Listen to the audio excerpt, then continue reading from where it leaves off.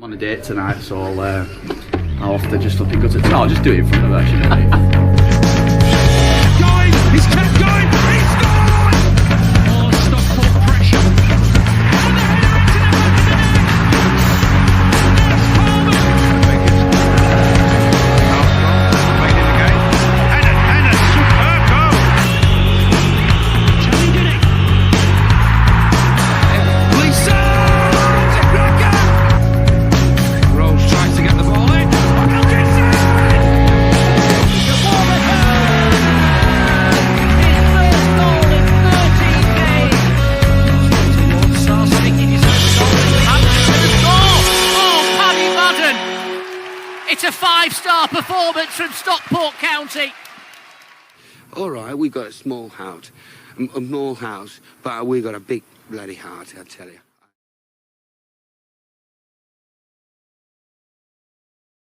Oh, I've got to take my emergency alert tree down now. That's the worst part of it all. Worth pointing out while we're on the emergency alert that some of us had headphones in when that went off. So I'm off to the doctor's tomorrow to get diagnosed with something. Hello and welcome to the 70th occurring of SK3 TV, the show for the thinking county fan. As long as what the county fan is thinking is, ah! Good luck picking that one up on the subtitles. Yes, 10 games into the season now, League and Cup, and probably more questions than answers. Questions such as, who are we? What are we? And what's that burning smell? To join me to answer those questions, it's Hannah. Hello. Hi. I don't know whether I've got answers. I've got shitloads of stats. I feel like in times of Paul trauma, McCartney. in times of stress, look to the evidence base, and that will help things. What you're saying, I shouldn't judge all my opinion. I shouldn't base all my opinions on what people online are saying. I mean, I think that it's really interesting because there's a huge chunk of people who had really strong opinions yesterday about a match that they hadn't been to, which is fine. Like, I know people have televisions and might have gone on holiday to foreign climes where they can legally Didn't have to yesterday. Internationals. Oh yeah, that's true. All right, wonderful day. I take my snarky bitch comment back. No, actually, I don't, because football is a game of opinions, and we are not professionals. Some people are, and they get paid to do it. We do not. We don't. The only thing we get paid in is mega fizzy mixes, and to be fair, we're fine with that. Speaking of, happy birthday to, one of our very favourite SK3 TV podcast fans, Dan Malt, friend of the show as well. Friend of the show, who is the reason that I was on the last minute. Not technically, but yeah, he got fizzy mix for his birthday as promised. Excellent. So, I think that made up for a lot of shit yesterday, if I'm honest. We follow through with what we say we're going to do. Look at that. He was promised mega fizzy mix. He got some mega fizzy mix. Well, that's true. He didn't get 10 bags though, or whatever I said. Because I'm not strong enough to carry 10 bags. And also because I bought out home bargains of fizzy mix and they only have 3 bags left. So I feel like I'm a victim of my own fizzy mix success. In my head right now, I'm seeing them in the monthly managers meeting, and they've got a graph, and it's it's mega fizzy mix. People are going crazy for mega fizzy mix. In Stockport, only in Stockport. In Stockport, in the greater Stockport area, people are going crazy for. Is there something in the water there? Have they had some sort of gas leak? What's going on? But now and then they look at county's results and be like, yes. Oh yeah, we're also seeing a peak in Derby. It all makes sense. Yeah. The chosen snack of the suffering football fan. It's also, I discovered, I think I've been saying that they're 2 kilogram bags. They're not. They're a pound. It's a kilogram for £2. It's just really mindless. I just sit there and pick the good ones out. the good ones, as we ascertained, are in fact the red ones and the blue ones. None of the green nonsense. I have had more comments about that than pretty much anything else on the podcast last week. So it's good to know. I love our fans delivering, the content that people want. Well, before we get into some less important admin, SMB wants to know, did you get your gold ice cream bars? I didn't. No, but I have discovered, so the Kinder Bueno ice creams are increasingly more widely available. So they're also stocked at Asda in Marple as well as Iceland, which is good because Asda in Marple is open till like 11 o'clock on most nights. So that's now, I'd honestly forgotten about the gold ice cream bars, but I need to like explore larger Icelands. I think that's possibly where I'm going wrong. I think, yes, it will. I will find them because they sound incredible. But like Liam Neeson. I mean, I think we all know that I am quite single-minded sometimes in pursuit of things that are so far eluding me. And one of those at the moment is the digestive gold bars. So if anyone spots them, I got them delivered. Well, the thing is, the Iceland in Marple delivers, like if I order from Iceland, it comes from the Iceland in Marple, I think, as far as I know.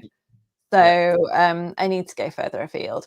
So if you could let me know, you don't have to, like, just a general geographic area or which Iceland it is that your ice cream bars were delivered from. I could go on a mission at some point this week, maybe on my way back from Congleton Town. Oh, you're officially mental. Excellent. Well, I'm planning. It's not definitely happening yet, but I'm planning a meeting in Stoke on Tuesday afternoon, and then I'll go. Like, it's legitimately on my way back. So it'd be a shame. Okay, that's fair. That's fair. I'll let you off. Well, this has all been we've done a really good job of putting off the football chat. We're going to put it off for another minute or so with some admin.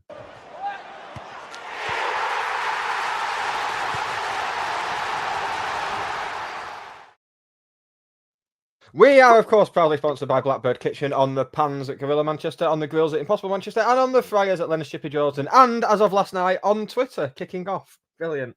Absolutely love to see it. It was with his personal account. It's fine. We can still associate with him. It's all right. It's fine. Hannah, admin. Hit me with some more admin. Well, I've got this week's announcements from the We Do Not Care Club. We'd also like people, we do care if people, I mean, it's all relative. Like if people like and subscribe, it's very much appreciated. Yes, it is. Yeah, unlike David Challoner, we're not volunteers. No. And, we get paid in external validation. Let's be honest. Yeah, that's it. As a pair of closet narcissists, that's exactly what we want. And we're not entitled either. More on that later. Also, before we get to the We Do Not Care Club, jingle coming for that next week, by the way. I've been done some work today. You're probably wondering, Nick, is it you badly singing Pink Pony Club with new lyrics? Yes, Hannah. Yes, it is. What else can I do with those very words? Well, it has the word club in it, so no one seems to be, taking up the 3 Corey club mantle. So no, I was out the other day and I saw a shop that was Greek. It was the sign on the shop said Greek Heroes Club. A Greek Heroes shop, and I can't anything with that many syllables. Whoa. Where was this, though? This was in North Manchester. Oh, thought it might be local. I found a really cute little Greek place on the front in Plymouth yesterday. Just one of the many amazing things that happened to me in Plymouth yesterday. I am so excited for this. Right. So segueing slightly into the football, then it's time for the second instalment of the We Do Not Care Club. Just imagine me singing the jingle badly and then into it. Okay. I've not got glasses. I did just before I came down here ask Sophie where my glasses were, and she said, "Oh, I've not seen them for about a year." So Brilliant.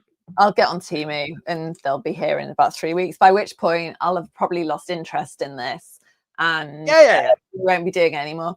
But I'll, wear them for special features, right? Ow, that went wrong. I'll just use the lid on my fingers, right? Okay, hello and welcome to the Stockport County branch of the We Do Not Care Club. This club was set up to provide support for Stockport County members and is available for all new and existing members of the Stockport County Club. We are putting the world on notice that we simply do not care. Today's announcements. I'm so happy. We do not care that Plymouth is a 600-mile trip away. A loss is a loss wherever it happens, and that would have been no less disappointing at home. The location is insignificant and does not cause any form of amplification. You're right, love. We do not care. And this is the royal we. I don't know whether I'm speaking for you. We've not spoken about this, or have we? I can't remember. Last night was a very long time ago. We do not care that Charlie told a fan to fuck off. If someone comes into my place of work and tells me and my staff that I am doing a bad job, regardless of whether it's abusive or not, and that doesn't get any better just because it's not abusive, then I would tell them to fuck off too. And we can talk about this later, but I'm quite like, yeah. So I'm crossing it off the list, but I don't feel like I've fully. There's unfinished business there. Expressed my right. We do not care.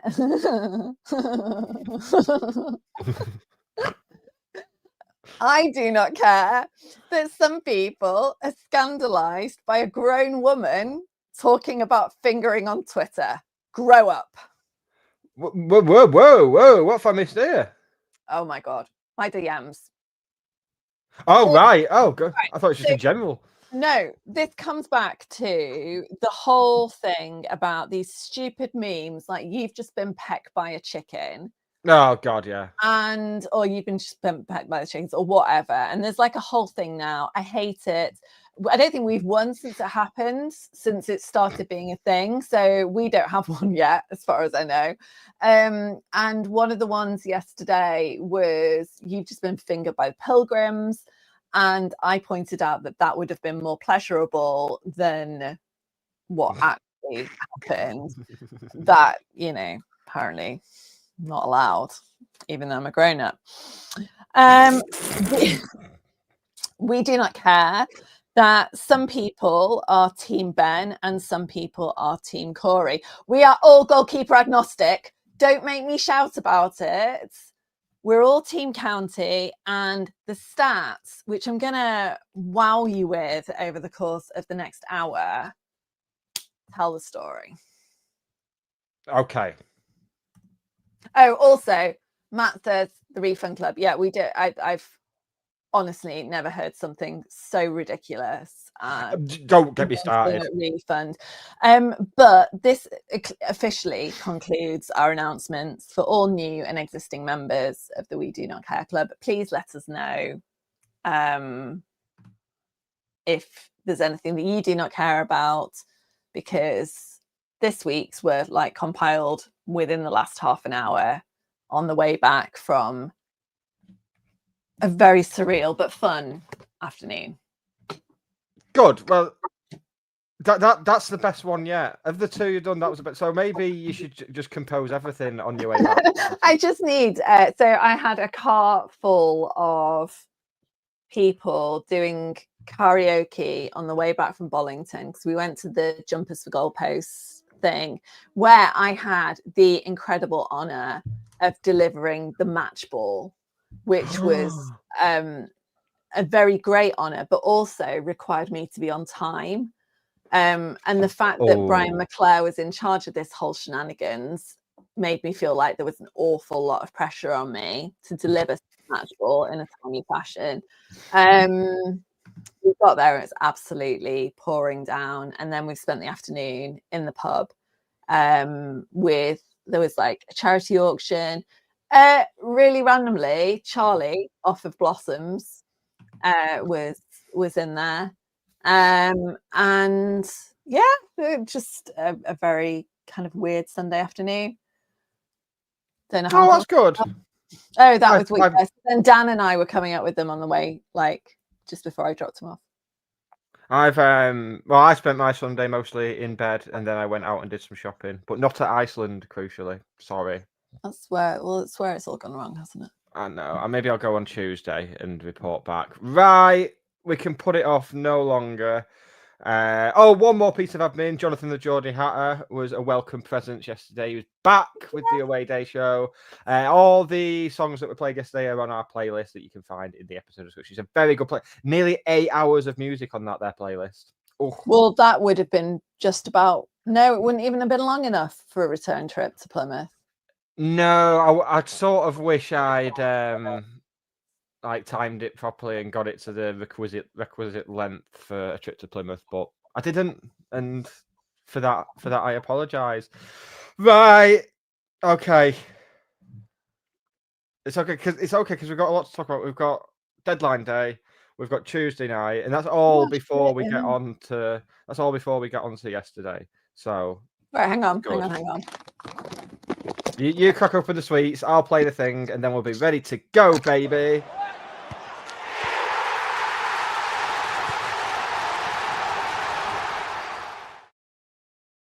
Of course, so as much as we are here to talk about whatever the fuck happened yesterday, we go chronologically. So we start with Monday and deadline day. From Charlie's comments, you sort of expected a lot more than we had. First things first, Jay Mingy has joined Macaulay Southern Hales in most likely playing 40-odd games in League Two this season. So that's exciting for both of them. Any criticism of that, apart from the fact it's someone we've spent money on and we've shipped him out after a year? I'm trying to remember who I heard this story from, but apparently there was... I think it was Danny Cowley that had said it, so it must be in the public arena. It was like Colchester were like quite happy to have him back, but he's just signed a year-long lease on a flat in Manchester, so that's why he's gone to Crewe. Brilliant, excellent stuff. Oh, good. I've got to the bottom of that. Yeah, no, I think it's fine. I think we do have an awful lot of players at the moment, and an awful lot of players or a lot of awful players, Hannah? Because I'm just going off what I've read on Twitter. I think the answer, like to everyone, fans, players, anyone involved peripherally with Stockport County in any way, shape or form, is just not to go on social media at the moment. That would be my advice. Yeah, as much as it must be tempting, I can see exactly why they'd be tempted, but yeah, just don't do it. Don't do it. And I mean, before we even get on to yesterday, I'll sort of preface it by saying I'm sort of not willing to be too reactionary or mad-arsey about it, because we've read this book before. This is what happened. We have this conversation around this time every year under Dave Challoner. This thing of, has he lost it? Has he lost the dressing room? And then we tend to get I know we said this the other week. If we have a bad performance, we don't follow it up with another, and then we followed it up with even worse ones. But I'm not at the... I think I've sort of been around county long enough that you kind of know when it feels different when a manager is actually in trouble. And I don't think questions will be getting asked, don't get me wrong, but it'll be okay. We won't get too reactionary. It'll be all right. So the worst kept secret of the transfer window, I mean, I was all for us just never signing no him. secrets. No secrets in the transfer window. No. Every I mean, single player we have known about before they've signed. Every yeah. single one. I mean, on Yango, we knew about him in June, so that's like a new record even for us. But I was all for us just not ever signing him, and just every window being punctuated with, "Oh, will this be the one?" He could have been the Shamanga of the next round. Yeah, I'd have been all for that. We need a new Shimanga or Tom Denton, and we've not got one. They've let us Or down. who was the other one? Ex-United player. It'll come back to me. It doesn't matter. Never gonna sign. Good. Well, you cling on to that at some point, and then we'll be all right. So yeah, no one was sure whether he was out of contract. The consensus seemed to be that his contract ran out at Everton in June, and then he was kept on a rolling contract to help them with squad depth issues in pre-season. That's clearly not the case because he's on a season-long loan. I would have signed him on loan instead of spending upwards of £1 million on Brad Hills. Does that make me an idiot? I think it is too soon to tell. Yeah, the early signs aren't good, but maybe these performances from Brad Hills aren't happening in a vacuum. He's not the only one who's been terrible, but it will be if you've got a big price tag, regardless of whether even though it's not the player who decides the price tag, it will be used against him. It's the same with Malik Mothersill, who I don't know the reasons for it, but his Instagram has gone. He's I think you can't. We as a club made a massive thing of him being a record signing, and given his age, given the kind of stage in his career, I wondered at the time, like, how sensible that was to do. But I think the difference with Brad Hills is it's a bit like Odin Bailey. So, there was this whole sign him up thing with Odin Bailey as there was with Brad Hills. And then when they sign, people are instantly disappointed and they're like, we've got a different player. But with Brad Hills, I think it's really early doors. We are not, like, exactly as you said, we're not gelling as a team, and Brad Hills didn't play yesterday, so and we were still objectively terrible. Yeah, so I think, I think it remains to be seen. Onyango was good yesterday.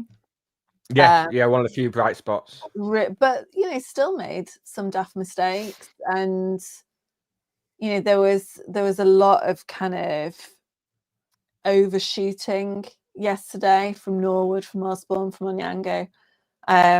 And that is kind of evidence not evidence, but it's symptomatic of a club, of a team that aren't kind of used to each other, and where they should be and where they need to be. But we'll come on to yesterday. Let's go back to the happier times of Monday. So Monday, there was another name that got. So Onyango was late morning, early afternoon, I believe, and then from some of the more reputable rumour mongers on Twitter was the name Ben Osborne came up, and I mean, it's two big injuries last season. Knows Ollie Norwood and has played at higher level. It was meant to be. Sort of left-footed central midfielder gives us that balance that we've not had with Bate being out, and can also fill in at left wing back as he did to varying degrees of success yesterday. Season-long loan as opposed to another Nick Powell situation where we're spaffing a big wage on someone who doesn't justify it. So we seem to have learned there. Do you think, though, I mean, given that that's the two we brought in, and another Corey, of course, for the development squad. In what is a very weird one, because we were linked with him a couple of weeks ago, Corey Edwards from Rochdale. And you would have assumed we'd just sign him for the development squad, but no, it's a loan until January, which is It's a weird one. peculiar one. I mean, he played for Rochdale's first team and last season, and the fans generally really liked him and wanted him to play for. My suspicion is it's kind of a try before you buy type thing, and in January we would be looking potentially to have him as one of those kind of fringe first team players, like last season. I mean, Ashton Mee, when he's not been out on loan, and like some of the others, like Bruno, what was he called? Watson. Yeah. And there's been a few others. So that's what I suspect. You know, they've signed him as an academy player because, you know, for his development for Rochdale, if he's not, like, say Rochdale can't really lose. They send a player out who trains at, you know, whatever it is, level 2 academy status. You know, the best facilities, the best, you know, medical and performance teams. And worst case, he comes back to them better for it in January. Best case, probably, we see the value in him and he signs at some point in the future for a decent fee.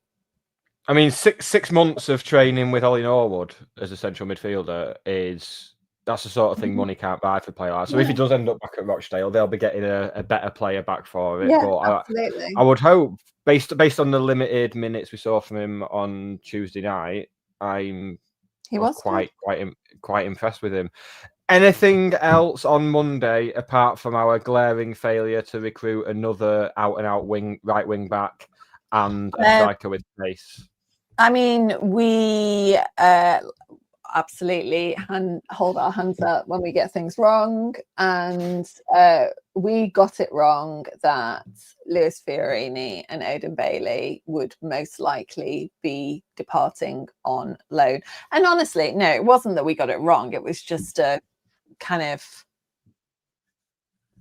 it made sense. I think if we'd had more players available in those positions, then perhaps they would have gone out on loan. It wouldn't have been too much of a surprise. But I think it's just, considering in the summer when we were getting linked with players, there was a lot of people saying, well, midfield is where we sorted, defence and attack is where we need to concentrate our focus.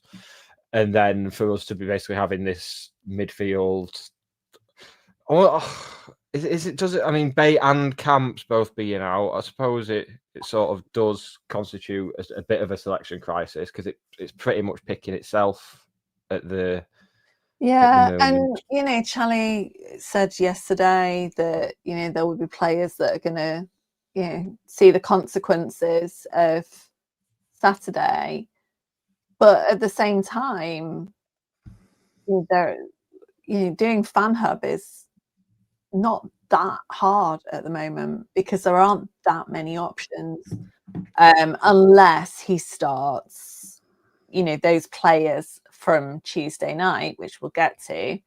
We start seeing some of those emerging, which could happen. Yes, that brings us on very nicely to Tuesday night, actually, because I know it's difficult to read anything into games in this competition at the best of times. Never mind when you're playing a bunch of kids from a Premier League side. There were, but despite the overwhelmingly negative defensive and probably, let's be fair, goalkeeping display, because you can criticise both goalkeepers. You know, that's Yeah. Apparently, it turns out everything isn't black and white. It isn't like, oh, Corey didn't come for an easy cross and you criticised him for it. Oh, that must mean you hate him. No, both goalkeepers have deficiencies. I feel like a lot of people commenting last night had not seen Tuesdays.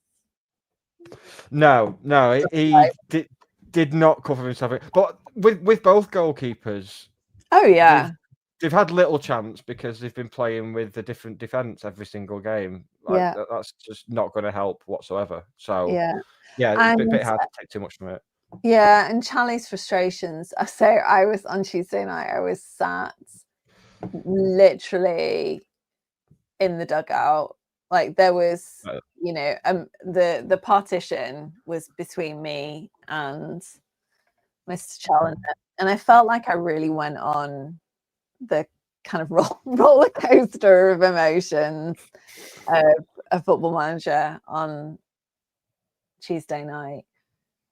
And his frustrations with Ben were around, which is funny because it's almost kind of the opposite with Corey, taking too much time to play the ball forward.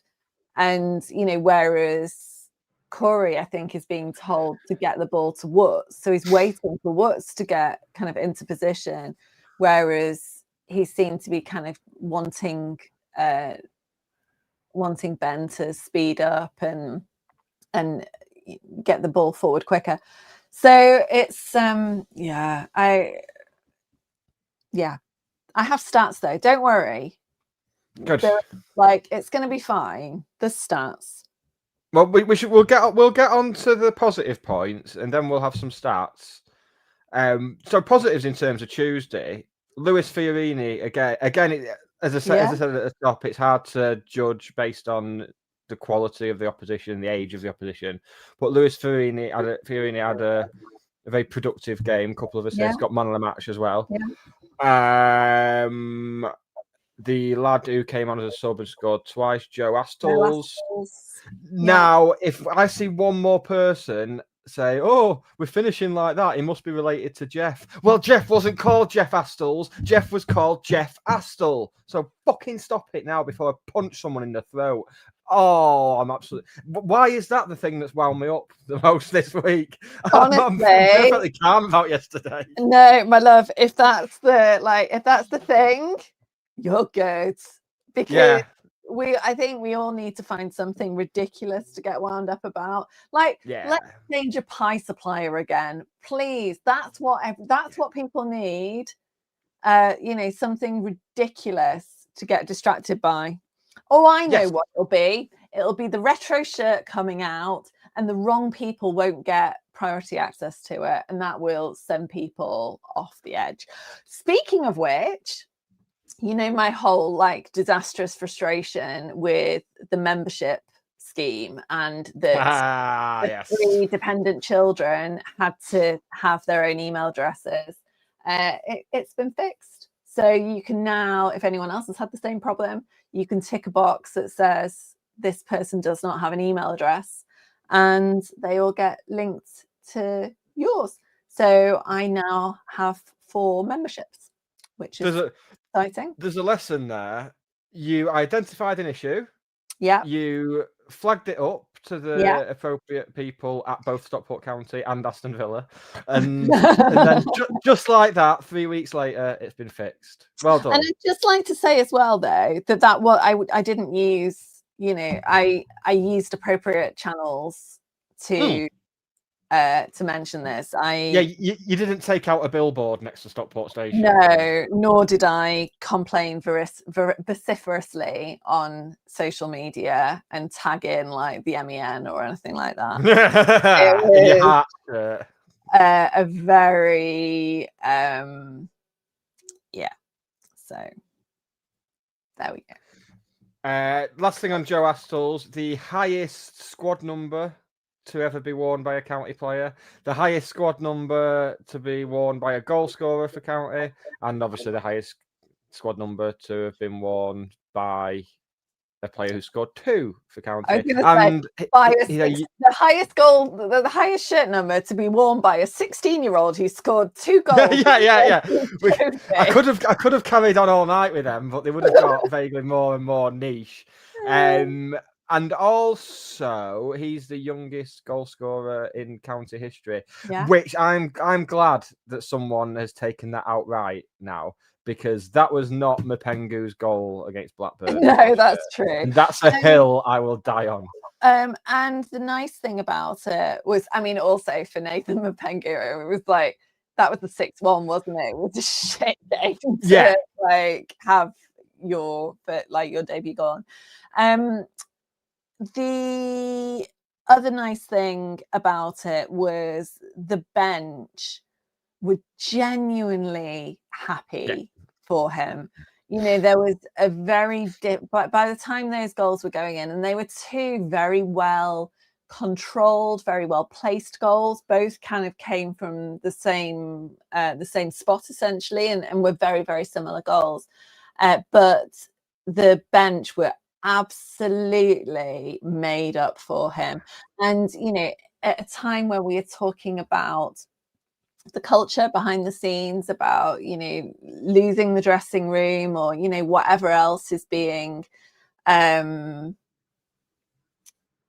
of raised as concerns at the moment, or the reason for poor performance, that it was so incredibly genuine and heartfelt in terms of celebrating it for him, but, you know, for the team more widely. And Nathan Lowe scored 2 as well, which was Nathan Lowe nice scored for him. 2.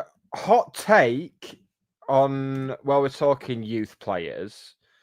Well, two things. One's just a little observation.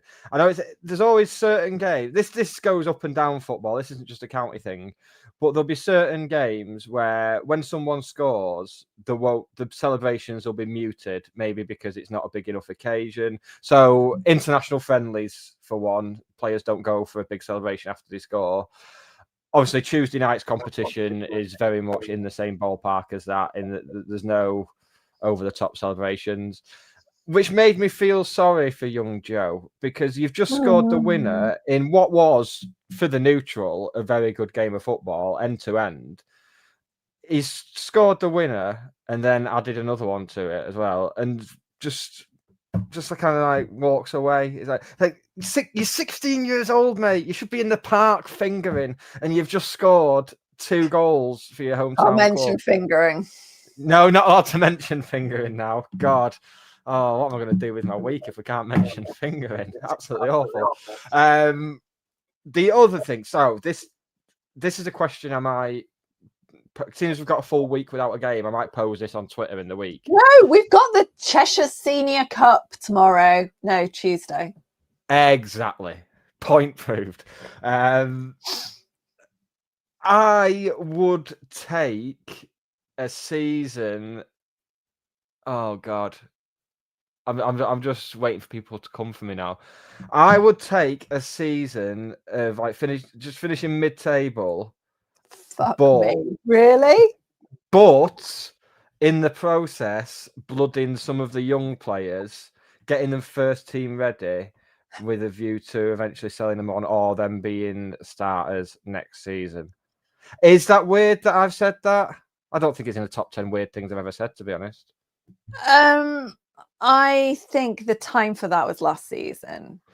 I think, well, ideally, yeah. All my foretelling about this season is so far coming to fruition, which worries me slightly. But one of the things that I was concerned about is that last season was a free hit. And I remember the whole way through the second half of last season saying, I don't think we should go up. I don't want to go up. I don't think it's the best thing for the club, but I am concerned that this is our chance. And we don't know what the league will be like next season. Yep. We don't know who will come up. We don't know who will come down. We don't, we can't count on it being the same. And the big thing this season, I think, is that we're no longer the kind of scrappy upstarts who have been underestimated. We are people's big game. And so for Bradford, even for Plymouth, which is ironic, and we'll kind of get there as well, we are the highest placed finishing team in the league from last season. So we are the one, the big, in the same way that like last season, we were looking at your Boltons, your Barnsleys, the teams that had been finishing in the playoffs consistently for the last couple of seasons. And and again, this kind of feeds into the Plymouth stuff. Birmingham, Rotherham, Huddersfield, these were games that we weren't like that bothered. You lose to Birmingham. All right, well, good. We had a good run out. At least we only lost by 2. I can't remember what the score was. So when Dave Challoner yesterday talking about entitlement, for me that really rang true, because I think that we do feel collectively quite entitled. We've got into a winning mentality and we expect to win, and that's why the reaction to this start of the season, which objectively isn't terrible, it's now I think we've just slipped slightly behind where we were same time last season. But up until now, we've been tracking it. And, we know as well that like clubs like Leyton Orient, we're in a much worse position. Plymouth will be another one, undoubtedly, that recover and, start that kind of progression up the table over the next few weeks and months. And there's absolutely no reason that can't be us well. So I think entitlement's a really interesting kind of proposition as it relates to our reaction to performances, to results at the moment. And the stats. Are we good to move on to Saturday? Not that I desperately want to. But... What we'll do, just to break things up, Chris Eaton has sourced us a fantastic double bill of random county non-league goal of the week, and then I have a little thing to say on entitlement, and then we are going full stats, and then we'll chat about the game, and then we can all go back to our lives and pretend it didn't happen. How does that sound? Just reading There's a woman who's not sold on the idea. Here's 2 random county non-league goals of the week as sourced by our friend Chris Eaton. He deceived Adam Thomas, but not Paul Turnbull, who's there again to block. Helped on by De Mayo. De Mayo's followed his pass, continued his run into the Chesterfield half, and Bell has picked him out on the right wing. Weir goes with him. De Mayo twisting and turning, comes inside off the line and finds Bell again. Bell showed it to Gerrard and then took it away. It's Nyal Bell! Oh, what a goal! Nyal Bell! Fabulous skill, fabulous finish, and a fabulous 3 points for County. It's County 2, Chesterfield 0. Ball here and finds Naughty, edge of the box, his shot. Brilliantly charged down by skipper Turnbull. And that could spring another counter-attack for the Hatters. 2v2. Nyal Bell, he's got to go alone at the moment against Andy Teague. It's Bell, goes the long way round and scores! What a goal from Nyal Bell! There we go, a Nyal Bell double bill. You don't get that anywhere else. On the entitlement, I can see both sides of this because we have absolutely become very entitled in not so much. I don't think it's so much people who've been going for years and stuff. I think a lot of it is people who've seen nothing but wins, like constantly. That's a big part of it. That's something we've flagged up for a couple of years. But at the same time, on entitlement, it's the club who led with the whole championship thing. Like from Mark Stott's first day here, that was the first thing we heard from Mark Stott, basically. And I can see, I mean, we came very close to it last season, and it is a matter of when rather than if. You've always got that sense when we miss out on promotion that it is a sense of when we get there rather than if. And I think that still rings true now, despite the form we find ourselves in. On the form we find ourselves in, so now we're not 10 league games in yet, but if you look at the past 3 seasons, so 22-23 when we lost out in the League 2 playoffs, we had 8 points after 10 games and finished with 79. The League Two title winning season, we were on 17 points after 10 games and finished with 92. Last season, we had 17 points after 10 games again and finished with 87. And this season, we are currently on 11 points after 7 games. So I think the wisest thing to do is to leave it another 3 league games before we start making these big pronouncements about us having lost it and lost the dressing room and all this stuff, and about us going backwards. I hang on for 3 games. That's all I'm asking people to do, Hannah. I don't ask for anything. Okay. So people should do this. Stats. Well, I mean, the only thing I would say about the next 3 games is I don't think we should expect incredible things on Saturday. I've got visions next Saturday of a Ben Hinchcliffe-led clean sheet in a 1-0 win. That's what I'll be going for on Fan Hub. All right. Okay, good. So Plymouth.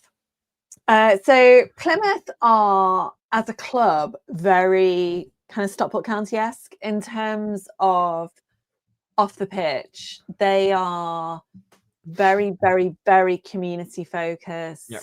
Their growth has been about sustainable growth, about very kind of measured, not throwing money at it. When they were in the Championship, I don't know about last season, I don't think the numbers have been published yet, but certainly the season before, they were one of the few clubs that were financially okay, because the Championship is an absolute disaster financially, because you've got clubs throwing money at it to try and get out. You've got clubs that have come down that you need to be in the Premier League to be financially valid. And they did it in a very sensible way. And that kind of community spirit, and some of it is based on where they are. So, the closest team is Exeter, but they've got a large population. It's like walking through Plymouth on Saturday morning, you see, I saw a billboard up that was like Plymouth versus Stockport County, like in the pub, and you just wouldn't. You'd maybe see that on Edgeley. Maybe it's the same. I don't know, but the focus is very much on football and in that area. Now the difference, and they've got I think capacity was 15,000. They were loud. They were I think probably the kind of best atmosphere of a home team that I can remember recently. They have a whole initiative around food poverty. So they hand out Pilgrim Pete's boxes, which have got, a sandwich, a healthy snack in them, a packet of crisps, a drink, again, very community led. You can imagine something like that happening at County. And, so there's that. They're a good club to kind of look at as a blueprint in terms of where we might want to go. And that's why I was so disappointed to see them come down, because it was in the news on Monday that Wrexham have spent 30 million in this transfer window. And would we have been how much would we have been able to spend if we'd have gone up this summer? None of us know the answer. I dread to think. Right. So, but if you look at, Plymouth, if you think about them, regardless of the start that they have had to the season, and Birmingham had a pretty shit start to the season last season as well. If they lost to Shrewsbury, they lost to, they didn't cover themselves in glory as they came down. So we've not played Plymouth since January 2004. They had won their last 2 league games against us, and we have failed to win any of our away league games at Plymouth. And we haven't been to Home Park since we lost in August 2003. 2003, sorry. Now, the fact that Plymouth have lost the first 5 of their 6 league games, and a really, really nice stat is that they scored as many goals yesterday as they had in all of the 6 league games. They were very, very, very much due a good result. They desperately needed and wanted a good result. It was coming. They'd done decent business in the transfer window. They'd signed Laurent Tolage from Port Vale, who actually I didn't think. I mean, I know the Port Vale fans really liked him, but he wasn't, for me, particularly outstanding in League Two last season. And I wasn't sure how that was going to translate. But, actually it was really good. This is the worst start that they've had since, it's only happened twice before they've had starts like this. One was 2011, 2012. One was 1949, 1950. So layer that with Stockport. I'm going to just read this because I can't even get my head around it to paraphrase it. Stockport have dropped more points from winning positions than any other side in League One this season, 7. Indeed, only Derby, 8, have dropped more in the top tiers so far. So one of the stats that I've been harping on about for the last few weeks was that we had been overperforming against XG. Yeah. All of our stats suggested that we should be scoring far fewer goals than we were. And it was, for me, and I didn't ever really think about this, but we were absolutely due a battering because we weren't playing well enough to not. And that you think back to Leyton Orient, we didn't deserve a draw. There were these games that have peppered the first few weeks, and we have, and I think that's kind of why the reaction has been so extreme, because you see the performances on the pitch, but they don't necessarily correlate or match to the results. So we, going into it, looking at the bigger picture, it should have been entirely predictable that this was going to happen. Should we talk about the stats behind? Do you want to talk about the kind of match play first and the various goals? Because for me, we'll never know, and we can hypothesize about it as much as we want. The game changed when their first goal went in, and to all intents and purposes, that goal should not have been allowed. So it happened. There's nothing we can do about it. They were talking on the comms about how we've already had one. It's in the bank, in the red briefcase. One PGML letter of apology for one of the Wigan goals. We'll undoubtedly get another one for that, but arguably Plymouth might get one for having a penalty given against them, which was never a penalty. So well that's it, because I mean, yes, it was a foul on Kyle Wotton, but was it enough of a foul that he can't sort of shake it off? I still don't think he's covered himself in glory. I don't think the goalkeeper's covered himself in glory. I don't think any of the players defending the set pieces for the whole game covered themselves in glory. For all Dave Challoner's talk of not wanting to throw individuals under the bus after having done it on multiple occasions, he was very happy to throw both Dave Conlon and Clint Hill under the bus for set piece preparation in the same breath. And then I've got a counter to the Odin Bailey throwing under the bus as well, which we can talk about at the end. But again, it comes down to looking at the season to date, which is what I've got the stats on. And what I've kind of concentrated on is when I've been doing my prep for today. That's the set pieces has been where we've been scoring goals from. So yeah, okay, it didn't work yesterday, but it's a bigger picture in that we can't, like, if that's where the points have been coming from or the goals have been coming from, and they're the reason that we've been outperforming our really diabolical XG, you can't, that's not a fix. That's not the solution to the problem. Yeah. Anyway, back to goal 2. Back to goal 2. Now, I don't think you can really pick out people to blame for this one, because it was a very, very good. Obviously, a player should not be getting that sort of time and space on the edge of the box. But I don't think there's anything the keeper could be doing about that one. I mean, I'm sure people will find a way, but it was a fantastic hit. Really, really good hit. Yeah. Yeah. So we'll Clean give and him that one. controlled. And actually, that was kind of Plymouth's, and I think they took a lot of confidence from that first goal in the same way that we lost ours.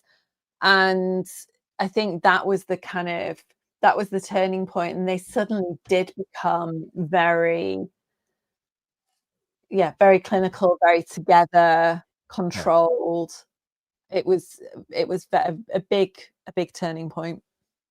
Yeah, I mean, and as much as that second goal was a turning point, we were given the weirdest lifeline ever. I mean, I'm intrigued to hear what it was like for you in the ground, because watching on telly, no idea. We didn't know it had been given for a no. good, like. So I had a good few minutes of looking at the telly, wondering what on earth was going on. Essentially, the corner was overhit. Nathan Lowe tried to stretch for it and seemingly just fell over under minimal pressure. That for a bit, in fairness. And then the referee stopped the game. I assume there was an injury somewhere, or so. They were doing a bit of time wasting ahead of half time. I assume there was something like that. Next thing you know, you see Plymouth players looking a bit miffed, and Ollie Norwood's got the ball in his hands. And at no point did the referee point to the spot or anything. Well, right. So at first, he kind of pointed, and it was like, I'm just going to wave my arm around, and someone will work out whether I'm pointing at the penalty.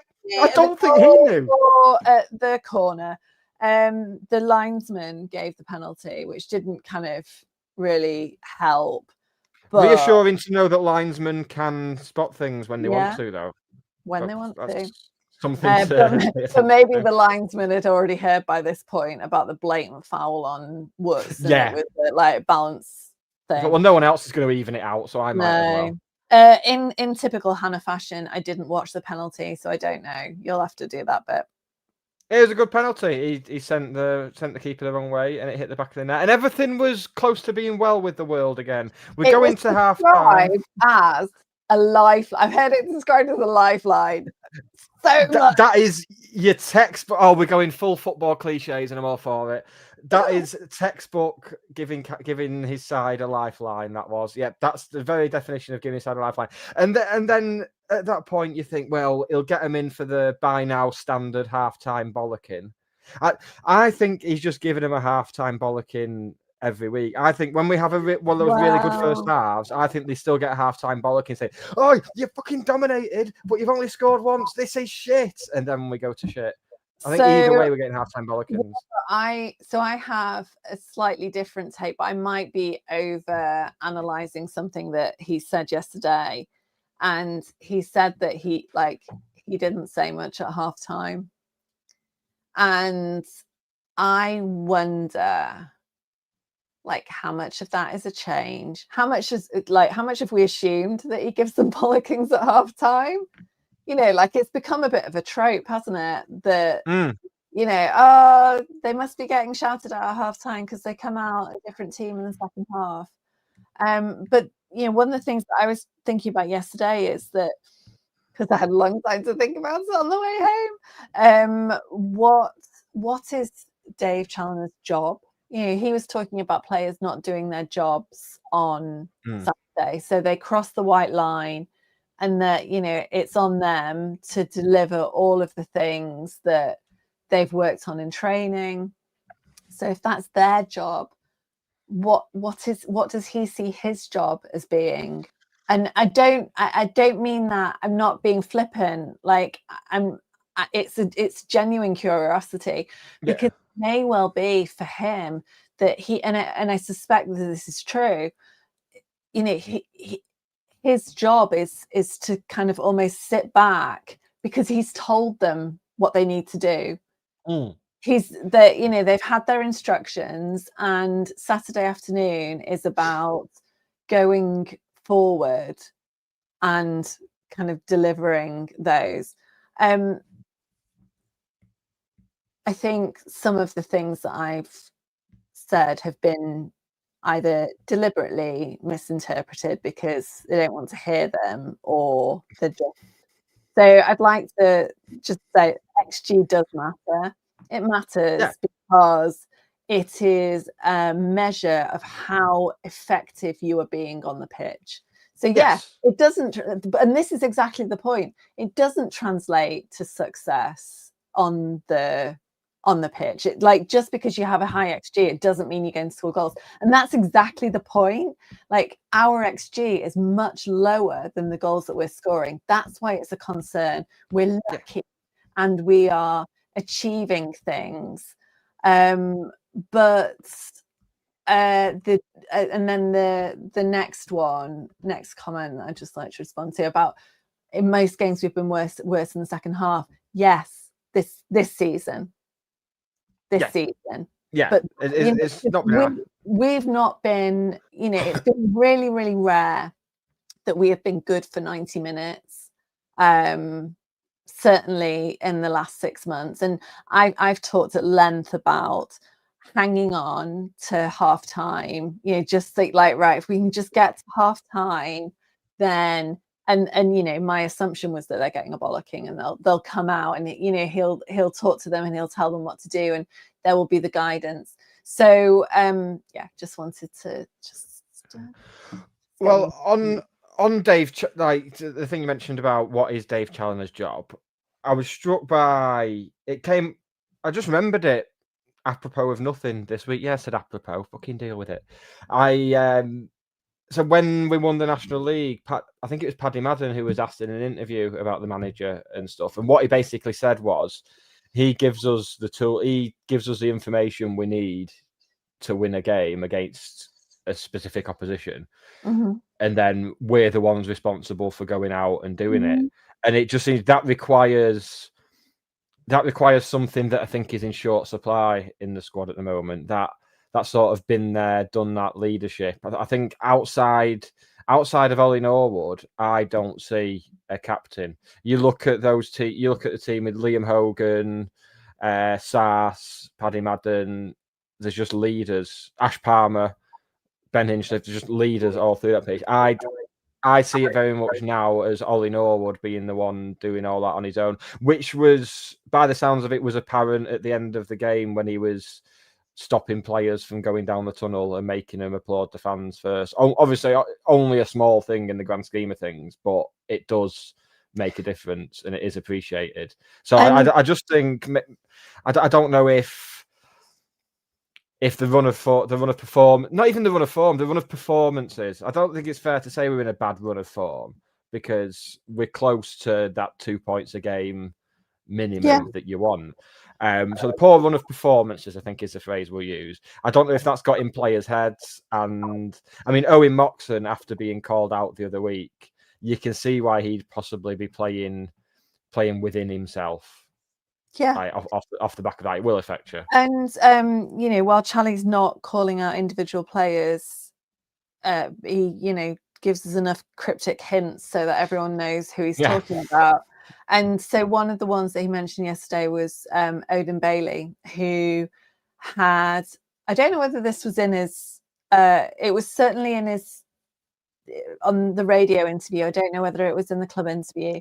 But he said about, players just going off down the tunnel. And he was like, players don't want to face the fans. And, but what actually happened was that Odin Bailey had come up. He was the first basically to come and clap the fans with Malik Mothersill. And then Malik Mothersill turned around and walked back to, towards the halfway line where the rest of the team were.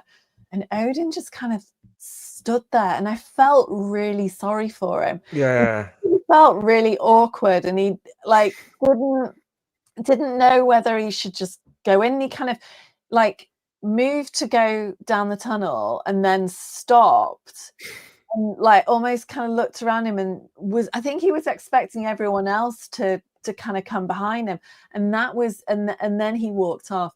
So I think it was just a kind of an awkwardness. And when you then have to walk past, so the tunnel was in the corner of the away end, so you've got to walk past people who are literally in your face. And I made a joke out of it earlier about Charlie, but I genuinely think that he is incredibly protective of those boys. Like when we were in Spain on the last day, all of the lads were in the pool, and we were, it was me and the girls and like Emma and Kate and Dan, and like, but he kept telling almost like you would your children, like, stop splashing people, like make sure you stay away from them. And I'm like, it's just us, we're good. But it was very much like, and he's got boys of a similar age, hasn't he? Like his kids are that age. And I think that was the reaction. I think very much he would say, come at me, don't come at the lads. And that's where that kind of accountability and taking responsibility comes from. And he's always said, in the same vein, about referees don't dictate games to a certain extent. They might make decisions that that have a part in play, but in the same vein, talking about Aaron Moxon and momentary lapses in judgment don't win or lose a game generally. So are you ready for my stats summary of the game, of the results to date? And I think so this is layered as well with obviously the discussion around Corey versus Ben. And that has been a kind of lazy solution proposed that Ben needs to start on Saturday. Ben might start on Saturday, I don't know. But similarly to when Corey was at Crawley, he would have his as a goalkeeper, you look at clean sheets, when you look at everything else, he did not look like a good goalkeeper, in terms of what he was letting in. But then you look, so the very, very first article I ever wrote, first football article I ever wrote for the Real EFL was about Corey O'Dye, ironically. And one of the things that I'd done was I'd looked at his stats compared to, it was Vigouroux at Leyton Orient, who was the best goalkeeper in the league by a long shot. And actually Corey O'Dye's stats weren't massively off. And the difference was that Corey O'Dye was defending X% more shots than Lawrence Vigouroux was. And that's what we're seeing this season. And it's not, I'm not saying it's a good thing, I'm not defending it, but the problem is not with Corey O'Dye.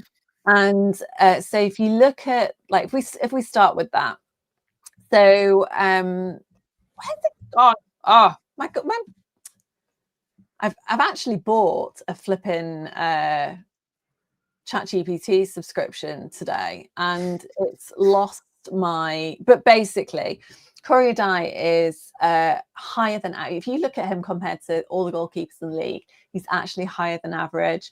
His position is good. His expected saves is higher than a large percentage of the goalkeepers in the league.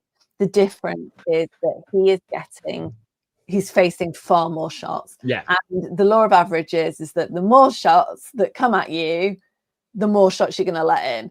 So And that's true for every goalkeeper. That's not a Corey specific thing. goalkeepers don't defend 100% of goals. So that's my biggest kind of takeaway, if you like. Right. So thinking about County generally over the last however many games we're on now. So for 5th highest number of goals scored in the league. So we've got that low XG, but we're converting them really well. And we've said this over the last few weeks. We're taking the opportunities. And so 1.54 goals. I mean, this actually includes yesterday because StatsBomb updates pretty much immediately. So 1.54 goals per game. League average is 1.14. Set pieces. So, talks about Dave Conlon being criticised. So 5th in corners. We're winning a high number of corners. The league average is like 4.3, I think. But again, it's that strong attacking pressure, which we've talked about week in, week out. Owen Moxon as the little pressure cooker, that progress and taking the ball forward. And that's why it was so frustrating yesterday that then we were giving away stupid fouls, like pushing players with straight arms when we were in that kind of that final third and in goal scoring kind of opportunities. And then defensive work rate, we are 9th in terms of the number of tackles, above average interceptions. We're really active defensively. So it's that kind of in-ball recovery, it's that pressure again that we know that we are good at. So areas of concern. So XG creation. Like we know that that's an issue. Our XG is 0.71. The league is 0.96. We are scoring though more than we're expected to, which we know. But the argument is that that's not sustainable, as we saw yesterday. Eventually, you get kind of found out. That said, the XG that we are faced with is we're 20th. So we're conceding really high quality chances, which puts us like right down, in terms of that kind of defensive. And we're not countering that with shots and chance creation. So 17th in shots, 20th for touches in the box. So we've not got, we're saying that Corey is defending, shots coming in. We are not kind of countering that with the same activity at the other side. And we talked about, Woods last week. I've not looked at it this week. Like that, getting pulled backwards and all of that activity taking place further back on the pitch because we're busy defensively when we've not got those opportunities going forward. So, it remains that we are overperforming on the numbers that we've got. We are clinical in front of goal, but essentially quite vulnerable defensively. And that's because of too many shots and the quality of the chances that are being taken against us. And so that's my kind of summary of there's a whole lot to go at, but it's 9:15. I've not had my tea, and I'm not, this is for me working through this earlier on kind of made me feel a little bit better, but and as Charlie said yesterday, we have not been good enough. We need to be better. We can't concede the goals that we conceded yesterday and, think that we're, anywhere near good enough to be promoted. But I genuinely believe that the quality is there.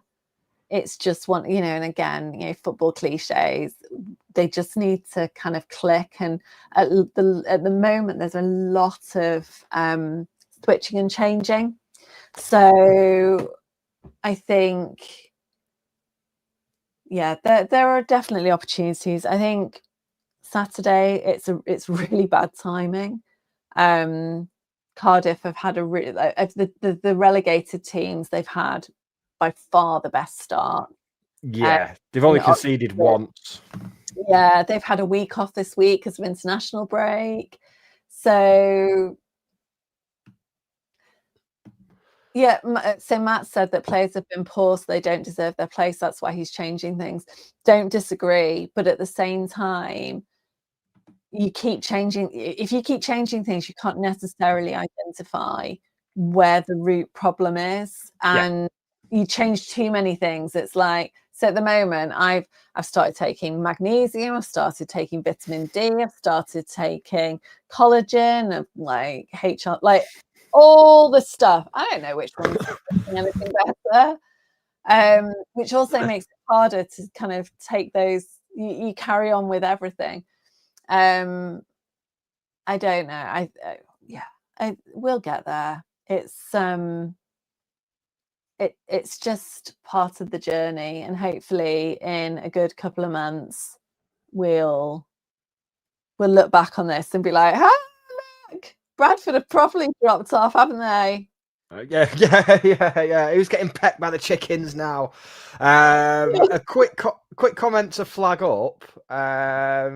Not a dig at all, but I don't judge games on stats. No, we don't either. That's why we did 45 minutes on our opinions and the things we saw with our eyes, which you pair with stats in much the same way that Dave Challinor and Simon Wilson will have done on our rise from the National League to being League One promotion favourites. I judge on what I'm watching. It doesn't take a genius to see we've gone backwards. As I said at the top of the show, I'd be wary of saying we've gone backwards after just 7 games, because this has been said before, like the last 2 or 3 seasons, and it's not been true. Will it be different this time? We'll find out. We don't know. We don't know, and that's the beauty of it. But and next it's at the end of Saturday, the day, it's all opinions, right? Yeah. And that's why I do like stats, because stats are, you kind of can't argue with them. And the joy of Stats Bomb is that the depth and quality of the stats that are the types of, it's the packages that the football clubs have, and you can't, like, it's part of the jigsaw, right? I mean, I really can't see how anyone can have an issue with XG in particular, because that's the best way of seeing just how good your chances have been. I do get it though, because, you know, like as I said, there will people be like, oh yes, well our XG is high, therefore we're better than. But I think and I don't love it as a metric, but I think for our performance at the moment and our performance for this season, it is really interesting because it's so disparate. How different it is, and it's been a concern of ours for the last few weeks, because you could see that we were massively outperforming it. And you know, well, when's your luck? Well, we talked about luck last week, didn't we? A lot, like, when's your luck going to run out? Well, there we go. There we have it.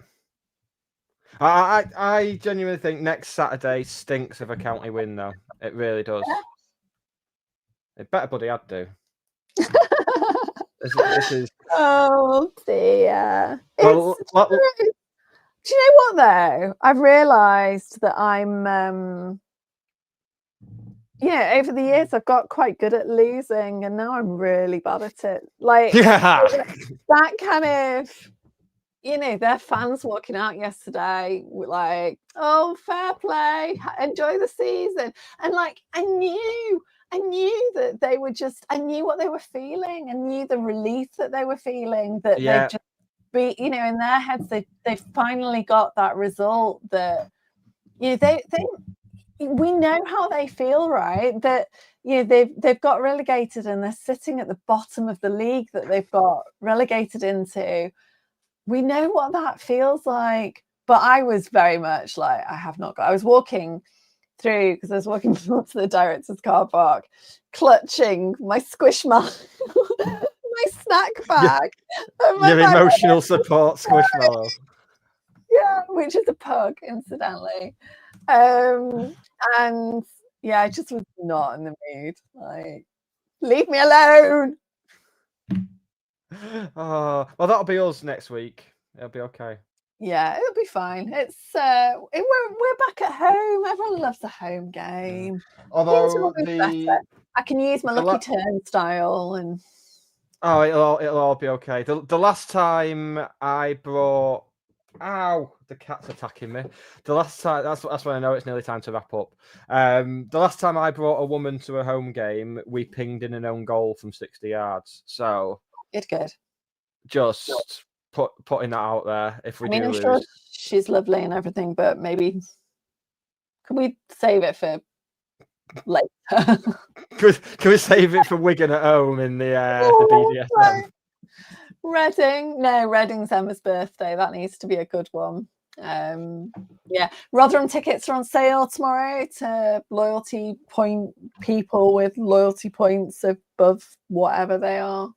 That's another thing I don't care about. I was tempted, but I think Port Vale away will be my next away. What's Cardiff's XG for next week? Well, they don't have an XG for next week because it's not been played yet. No, some people don't listen. But hang on, if give me 10 seconds, I can tell you what their XG is for. Oh, the pressure. League 2, so it's League 1, isn't it? Do you know? Did I tell you how much it costs for this subscription? You should tell the readers. £800 per month per league. Well, do you know what, kids? So top of the XG league table, Bradford. Oh. Second of the XG table in League One, Wigan Athletic. We said that, didn't we, at the time? Third, Cardiff. There we go. Lovely stuff. So theirs is 1.26, but their XG faced has been 0.61, which is low for the league in terms of there's only Bolton. So that basically what it's saying is they've been playing weaker teams or teams that haven't looked like scoring. Until next week, baby. So far. So that's, that's to be I don't even know whereas our XG faced is 1.17. No, 1.17. It's like top 10. 1, 2, 3. Oh, that's all right then. I mean, if I was a Peterborough fan, so one of my friends is in fact a Peterborough fan, and he messaged me last night. He was like, "We've got 1 point from all of our games so far, and we lost to Huddersfield today. Their XG faced is 1.27. Now, right, it's self-fulfilling, right, to a certain degree, in that if you're really shit, teams are going to be scoring a lot of goals against you. So, it is what it is. But yeah, for Cardiff, it's their XG is high. Oh, fun. Well, will you be in the courtyard before the game, Hannah? Props. Yeah. Good. I'd imagine so. I've got nothing bad to do, have I? Yeah, that's the correct answer. Neither have I. Well, apart from sleeping, but I can sleep when I'm dead or before and after, before I go to work. Right, we will be back next Sunday at 8 p.m. doing exactly this sort of thing, but hopefully talking about a statement win over title favourites and early pace setters Cardiff. You never know. I'm living my best life right now with this, like something to get our teeth into, rather than we won again. That was good, wasn't it? It's nice. This is how it should be. This is how fans of most other clubs have to do their podcasts. I genuinely enjoyed the little stats discovery experience that I had this morning. Although I did mention the person, I did message the person that gave me access. So I was like, shit, like this is supposed to be pleasurable, and instead keep uncovering things that I don't want to know about. And then I found the golden thread, and it was all good. I know what we need to do. I'm sure, and do you know what? If I know what we need to do, then 100% they know what they need to do, and they will be working. Absolutely. So yes, they will. That gives me some reassurance. Yes, we'll hold on to that. Thank you to everyone who's tuned in and got involved in the comments. So Joe Inglesfield, Matt Bryan, Matt Morley, John Lindley, some big names, Ian Dowden, more big names. Happy birthday to Dan Malt. Happy birthday to Jim Gannon as well, because they share a birthday. That's good. Who do you share your birthday with, Hannah? The king, the actual king of England. Yeah, and Letitia Dean off of EastEnders. You should have led with that. That would have interested me more, to be honest. Vicky Fays, George Michael, and Sheridan Smith for me. Oh, nice. Yeah. And Lionel Messi was born exactly 24 hours before me. He's 24th of June, 87. I'm 25th. So, you know. Have you seen that meme? I shared it yesterday about, like, he's talking about the World Cup, that because of his age, the World Cup will, like, probably not be a thing. And someone, like, quote tweeted it and said, basically, my excuse for everything, like, my age, like, is the reason I can't go to any of this social event. Yeah. I saw that. Yeah. That's basically me. Oh, well, I'm basically Lionel Messi, as we've learned. Oh God, Letitia Dean, that's brilliant. That right, I'm off to watch classic EastEnders. That's me now. I'm gonna have my tea. Oh, I always think if they did like a light events, I won't be in the courtyard. That's exciting. Oh, okay, fine. God, just like that, just like that, I get. I give up. I despair. Right, you know how the other half live. In related events, if anyone knows of a good pub quiz that takes place on a Monday night in the Stockport area, please let us know. We don't want one that people take themselves too seriously. Well, I don't know. We'll see about that. Because someone's going to take themselves seriously, and it's going to be me. So. Oh shit! Well, all right. I revoke my inviting myself along then. Yeah. You don't go to a pub quiz with me. Jesus Christ. Oh, well, I am very competitive, but you know, third wheeling was going to be painful enough. So.